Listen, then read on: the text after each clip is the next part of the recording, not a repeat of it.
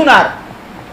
প্রত্যেকে যদি সিদ্ধান্ত নিত আমার স্ত্রীর ব্যাপারে আমার দায়িত্বটা কি, আমার ছেলের ব্যাপারে আমার দায়িত্বটা কি, আমার মেয়ের ব্যাপারে আমার দায়িত্বটা কি, আমার রোজগার করার ক্ষেত্রে আমার দায়িত্ব কি, আমি বুঝি মরি বাসি হালাল হারাম চুরি ডাকাতি ওজনে কম দিয়া মিথ্যা বললা বাটপারি করিয়া সিটারি করিয়া কিস্তিতে পারি যেমনে পারি মানুষের মাথাত বাড়ি দিয়া পারি, টাকা আমার লাগবেই।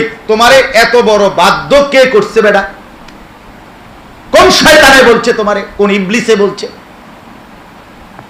যে হালাল হারাম সব বাদ দিয়া তুমি শুধু পয়সা কামাই করো? বলছে এটা? কোরআন বলছে এটা? কথা বলেন না কেন? রাসূলুল্লাহ বলছে এটা? আর আচ্ছা আল্লাহ রাসূল রাখেন, সরকার বলছে এটা, তো কে বললো? তারে বললো কে? কেন আমরা এটা বুঝি না মিয়া? কেন মিথ্যা বলেন? এই মুসলমান যারা রোজগার করেন কেন ওজনে কম দিবেন?